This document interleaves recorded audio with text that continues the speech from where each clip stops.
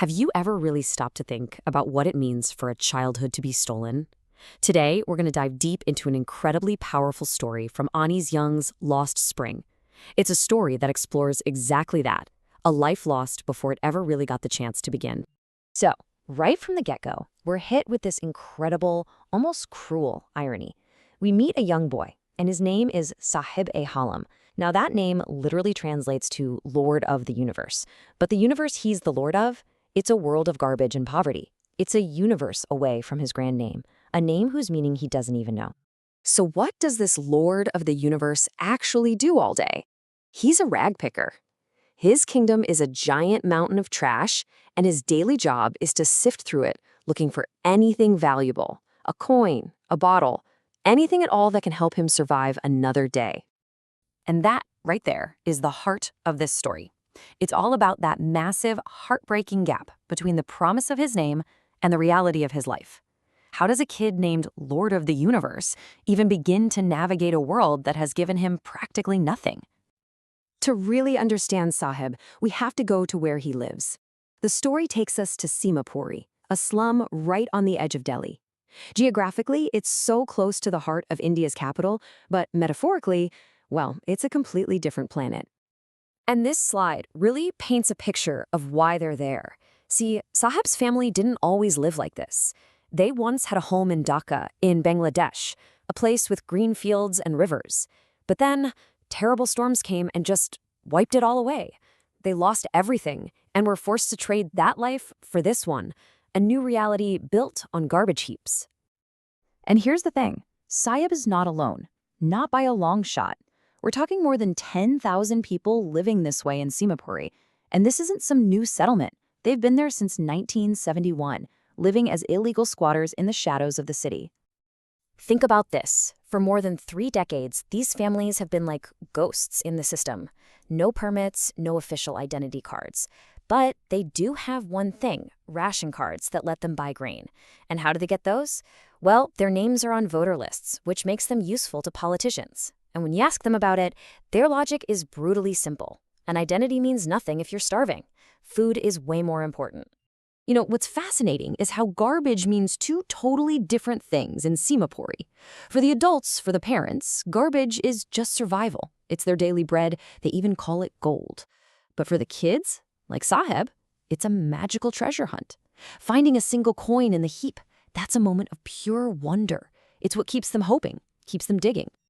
So the narrator comes across Sahib and his friends. She calls them an army of barefoot boys, and she asks this really simple question that ends up revealing so much.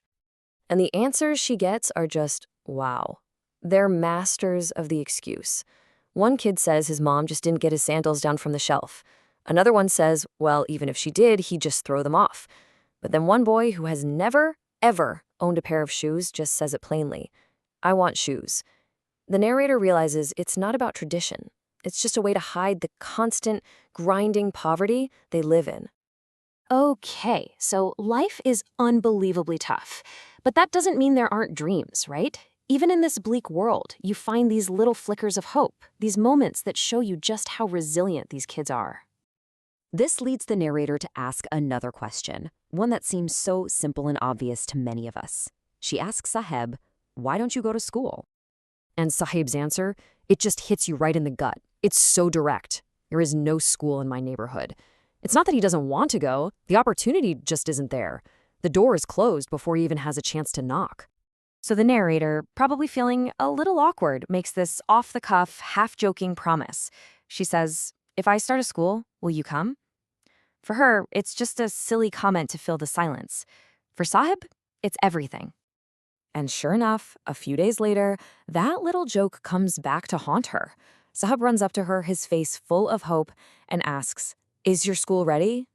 And in that moment, she feels the crushing weight of her empty promise. She realizes that for a boy like him, a promise is not a small thing. And it's not just school he dreams about. The narrator often finds him just standing outside a club, watching a game of tennis through the fence. It's a world he can't be a part of. But the guard is kind and sometimes lets him go inside to swing a racket when no one is around, a little taste of a different life. He even gets a pair of tennis shoes someone threw away. For a boy who's always barefoot, that's like a dream come true.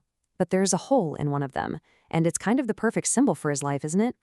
He can wear the shoes of that other world, but he can't quite play the game. All right, so this all leads us to the final and maybe the most heartbreaking part of Sahib's story. He gets a chance to escape the garbage heaps, but as we're about to see, sometimes security can cost you your freedom. One morning, the narrator spots him, and something's different. The plastic rag picker's bag he always carried, it's gone. Instead, he's holding a steel canister. He tells her he has a job now, working at a tea stall down the road.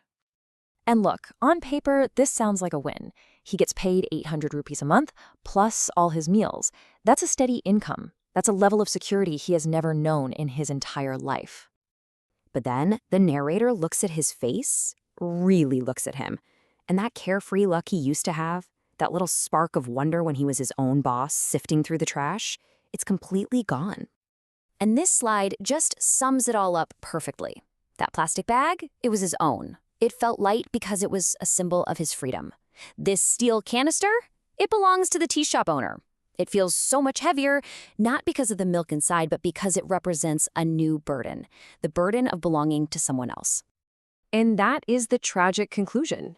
In the search for something better, for a little security, he's lost the one thing he truly owned, his independence. Sahib is no longer his own master. So we're left with this really tough question. Yes, he has a job now. He gets food every day. But what did he have to give up for it? Has the Lord of the Universe just traded the freedom of the garbage heap for the security of a cage?